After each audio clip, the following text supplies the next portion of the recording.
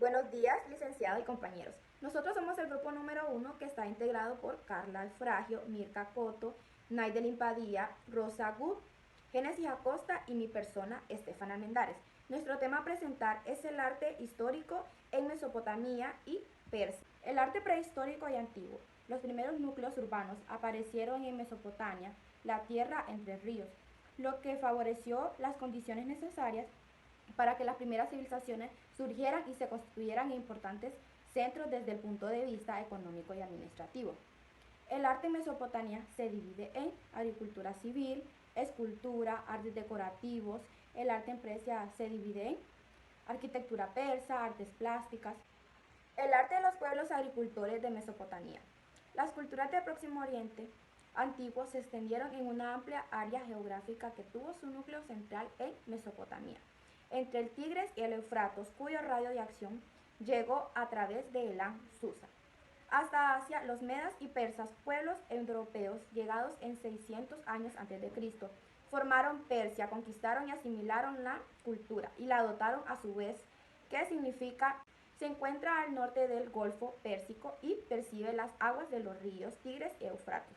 Se divide en dos zonas geográficamente bien diferenciadas, que son la zona norte llamada Asiria o Alta Mesopotamia. La segunda es la zona sur, donde se encuentra la región de Caldea o Baja Mesopotamia. Es una región muy seca donde solo es posible la agricultura con sistemas de riego como los canales. Las civilizaciones en Mesopotamia son sumarios. Aparecieron en la región de Sumar al sur, Dórale, a partir del alto 5000 años antes de Cristo. Se fue desarrollando una serie de ciudades del estado gobernada por un solo rey.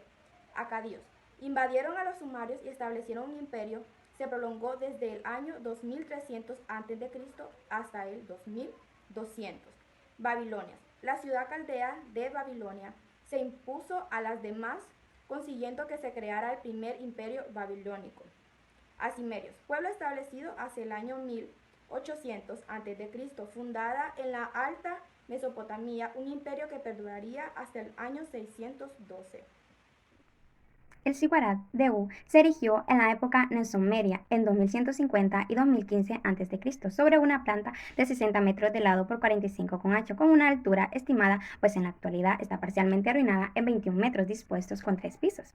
Como material se usó el adobe para rellenar los volúmenes internos, mientras los parámetros murales estaban constituidos por una gruesa masa, más de 2 metros, de ladrillos conocidos unidos con asfalto. Su diseño y su estructura es un conjunto de terrazas con los muros de talud potenciados por anchos contrafuertes. Grandes rampas escalonadas daban acceso a la puerta, a través de cual se ascenderla por el interior el recinto hasta el tercer nivel, donde se levantaba el templo de planta cuadrangular o ziguarat. Es una construcción escalonada, generalmente de 7 pisos, los 5 primeros dedicados a los ancos planetas conocidos y los otros a la luna y el sol. En el último escalón se encontraba un templo en el que se guardaba la estatua de la divinidad. El ziguarat es, pues, solo un procedimiento para acercar el templo al cielo. En cuanto a su finalidad, se ha aludido a razones prácticas como la observación astronómica, pero su sentido auténtico, de acuerdo con los textos de la época, es religioso. El interior del templo era habilitado por noches. Un sacerdote ha aludido a razones prácticas como la observación astronómica, pero su sentido auténtico, de acuerdo con los textos de la época, es religioso. El interior del templo era habilitado por noches. Un sacerdotisa o Herodruca. El unido consiste en un hecho. Esperaba que Marduk, supremo dios mesopotámico, ascendiera a los cielos para yacer con ella. En este sentido, la morada de Marduk, como se le llamaba en los textos, elevada sobre la tierra, aislaba a la escogida del resto de los mortales, a la que Besa cortaba a la distancia con Sudos Guirat. Es el edificio de la arquitectura mesopotámica. Fue desarrollado inicialmente por los sumerios y posteriormente con extrafuertes y salientes. Respecto a su uso, además de ser Sancodot, Ziguarat, un edificio administrativo por los sacerdotes, palacios, y los sumerios se caracterizaron por el espíritu religioso de sus sacerdotes. La grandeza política y la perfección geométrica se plasmaron en un cuadro en casi 2 kilómetros de lado, salpicado de torrones, puertas y formato. Las murallas rodeaban y protegían las ciudades con torres de defensa y grandes puertas. Fortificada, la ciudad de Babilonia estaba rodeada por una de esas murallas, la cual tenía 8 puertas, las cuales se conserva solo una puerta, que es la de Istar, puerta de Istar de Babilonia. En el siglo III a.C., los templos estaban dentro de las ciudades y posiblemente al acaso más significativo sea el de Babilonia. En la época neobabilónica, en 165, con una muralla de características similares a la de Khor-Sogad, según el historiador griego Heródoto. Disponía de un foso interior parale o las murallas, pero el centro la atravesaba río Eurofrates. La casa eran 3-4 pisos de su plano, estaban diseñados en cuadrículas. La escultura se realizaba en su mayor parte en la piedra, aunque en algunos casos se empleó también en el metal. Algunas de las obras realizadas más importantes o más representativas de la escultura mesopotámica eran los toros aliados y las figuras mitológicas que se usaban en las entradas de los palacios. Ahora vamos a hablar un poco sobre la escultura de bultos redondos. La escultura de bultos redondos, más que todo, es una figura representativa, ya sea de una persona, de un animal, de alguna cosa, algo que tal vez sea importante en el momento para la época o para la persona que está haciendo la escultura, ¿verdad?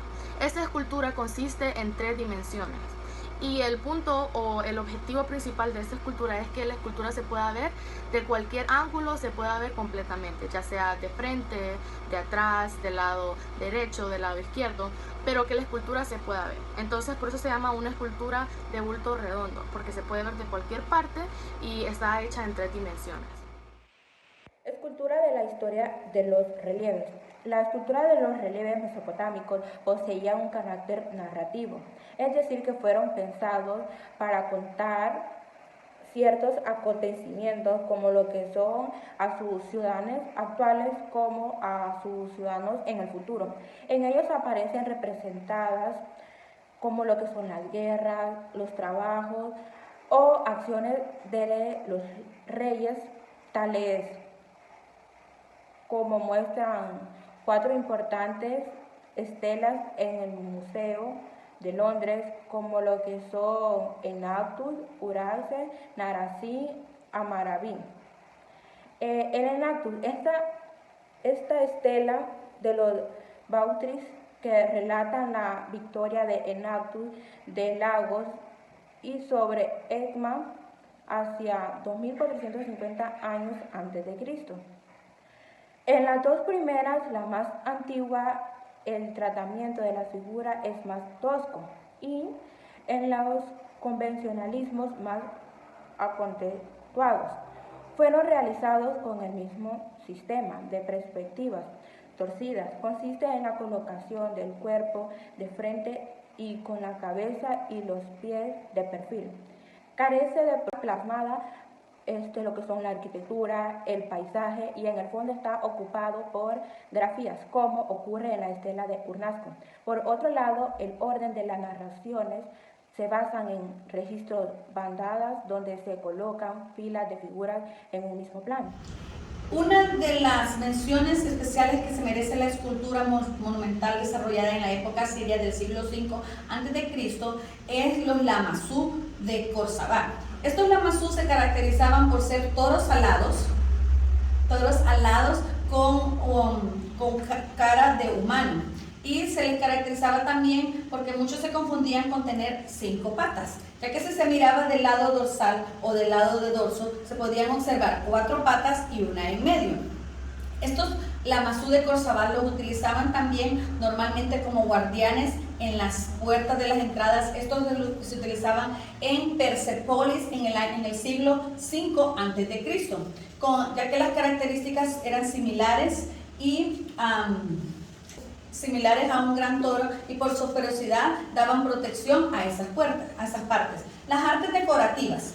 Con las artes decorativas podemos decir que también se llamaba mesopotámico. El mundo mesopotámico en el periodo de las artes decorativas conoció un fértil cultivo de lo que son las artes de metales preciosos, como ocurre en el periodo que es de 2900 al 2300 a.C., al que pertenece dicho casco de Mesacalán Dud. Este trabajo fue reputado ya que fue hecho en lo que es en oro y un tocado que imitaba unas flores con rizos de pelo.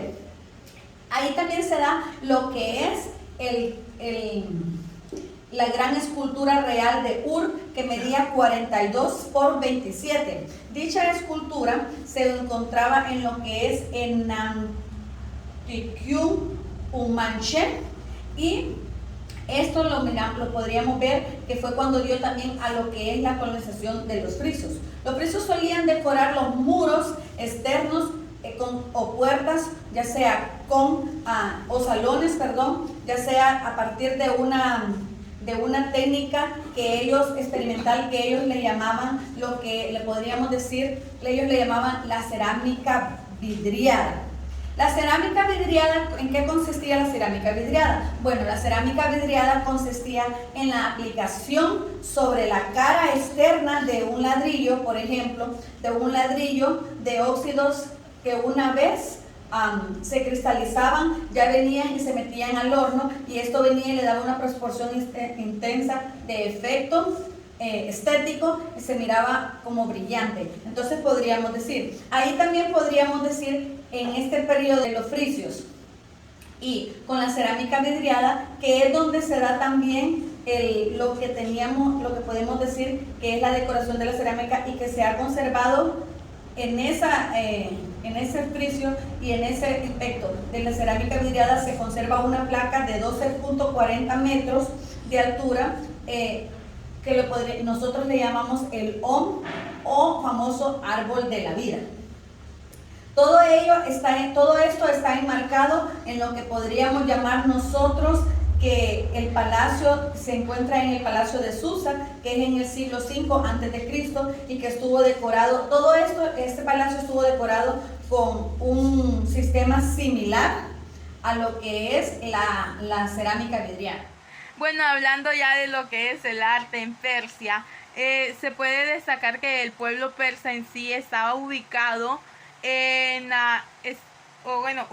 asentado en lo que son las llanuras iraíes, donde recibió una gran influencia sobre lo que es las aportaciones artísticas que se hablaban gestando en la zona de Mesopotamia. Y es que en este arte persa en sí se destacan dos puntos muy importantes, que es la arquitectura persa, que les estaré hablando, y las artes plásticas persas, que hablaré a continuación. Entonces, hablando en lo que es ya la arquitectura persa, aquí se destacan los edificios más significativos, que fueron los palacios y las tumbas. Y dentro de lo que es el palacio en sí más significativo, o el más importante que se conserva, es el Palacio Persepolis.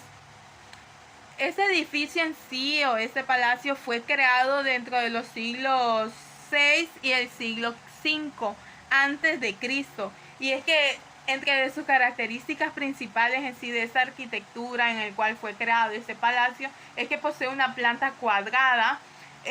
Aparte de ello, se levanta sobre una plataforma a la que se accede sobre una doble rampa. Y también se habla sobre lo que es una sala una gran sala con 100 columnas, con capiteles que forman en forma de toros y de leones, asimismo, que en sí esta se sostenía sobre una cubierta de madera. Y es que esta sala era una sala muy importante, ya que esta sala se denominaba la sala Apadana, y era un lugar donde el rey utilizaba para recibir a todos los mandatarios de otros lugares. Aparte de ello, entre sus características es que también las dependencias del palacio se organizaban en torno a un gran patio cuadrado. Y hablando ya de lo que en sí son las tumbas, es que ellos también construyeron esas tumbas como la del rey Ciro en Parsagada, que se erigían sobre lo que es una estructura escaladana y presentaba una cubierta de 2 aguas. Las artes plásticas se conservan los restos de relieves que decoraban la superficie de los palacios, como ser el Palacio de Persépolis o del Palacio de Susa. Entonces, estos relieves se realizaban con ladrillos vidriados en los que se representaban lo que son los lanceros y los arqueros de Persa. En sí estos formaban parte de lo que era la Guardia Real, ¿verdad?